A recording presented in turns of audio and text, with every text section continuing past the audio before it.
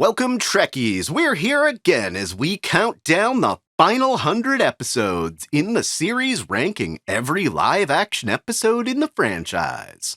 I'm your host, Dustin Wing.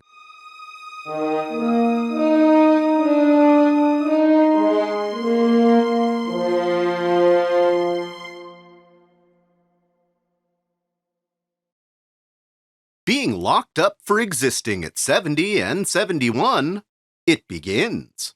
Or, by Inferno's light and in Purgatory's shadow. After 2.5 seasons of build-up, the Dominion is coming to the Alpha Quadrant. But to start, Odo's reacclimating as a changeling after getting his goo back.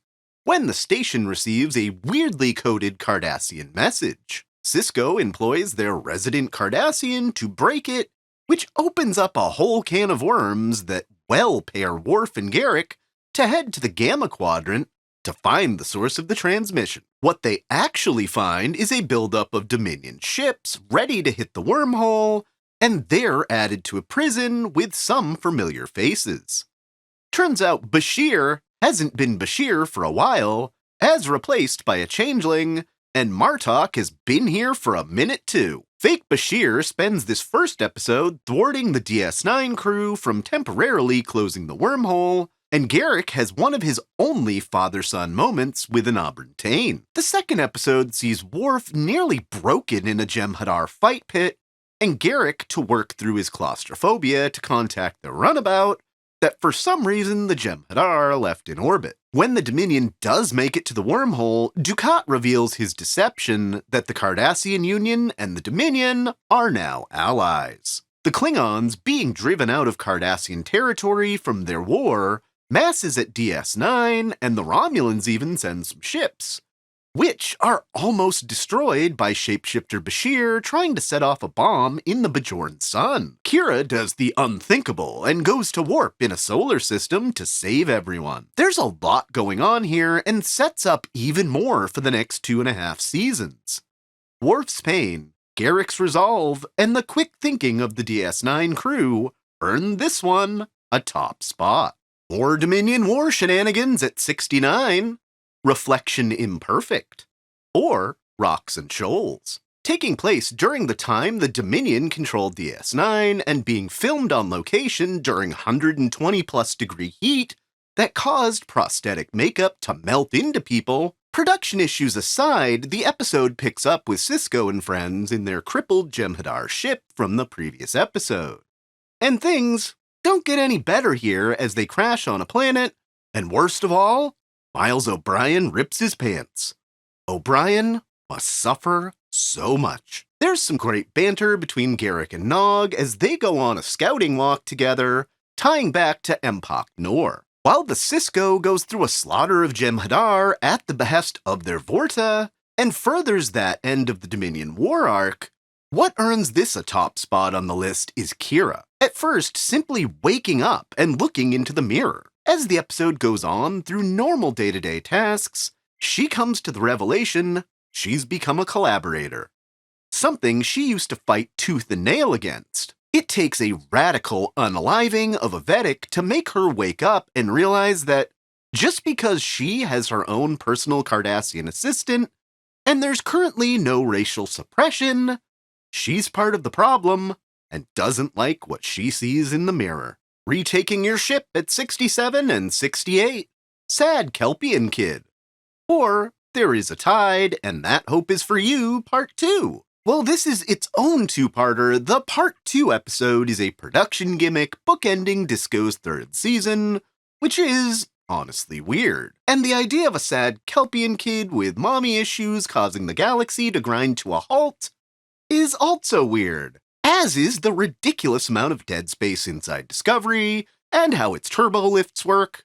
So, why are these episodes from the franchise's punching bag in the top 100? Die Hard on a starship, giving the underutilized bridge crew a chance to kick ass, and the revelation that replicated food is just shit. It's a great mix of action and conclusion to the 3rd season arc of The Mystery of the Burn.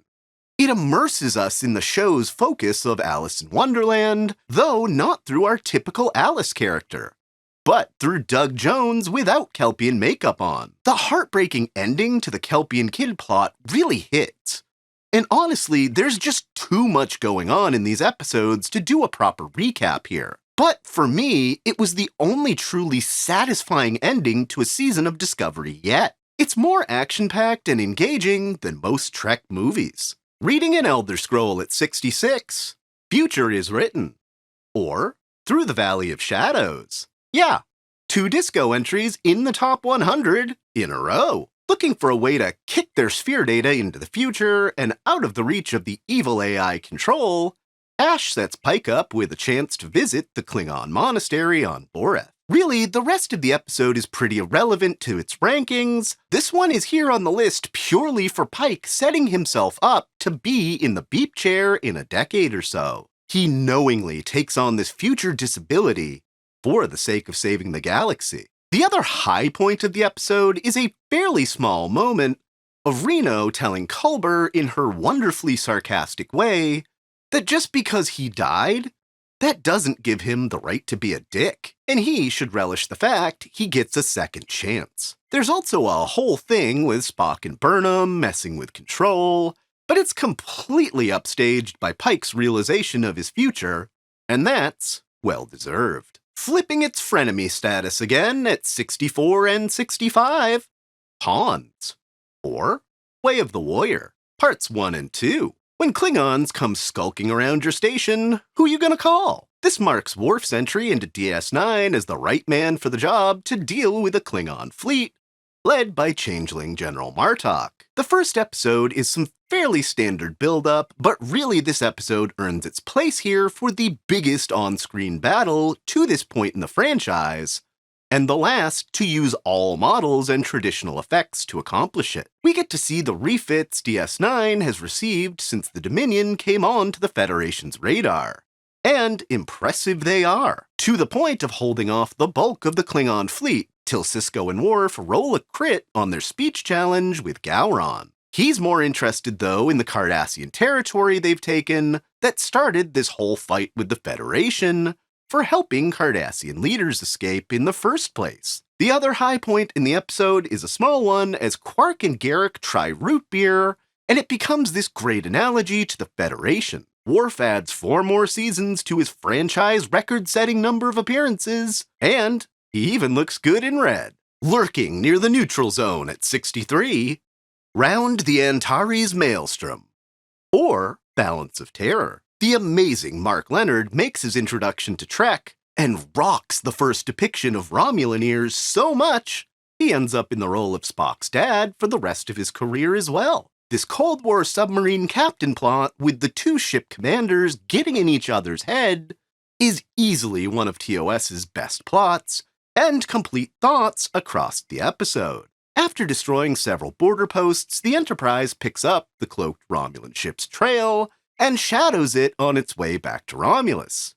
Not only is the A-plot truly satisfying, but there's some minor plots that also add weight to the whole standoff. Crewman Styles, whose family member died in the previous Romulan War 100 years before, is as much of an expert as any outsider can be on the Soviet Union. He spends the episode a thorn in Kirk's side and gets a little xenophobic towards Spock when Vulcan-style ears are seen on the Romulans, which culminates in Spock saving his life and him realizing he hasn't acted very well in this situation. There's also a plot about a couple whose marriage ceremony was interrupted by the Red Alert, and predictably, one doesn't survive. After a bunch of cat and mouse, Kirk does outsmart the Romulans in the end, while many submarine command plots have come in Trek. The first depiction is still the best. Ah, computer. That program is available. Thanks, Major. Thanks, Major. Last time on Star Trek Deep Space Nine.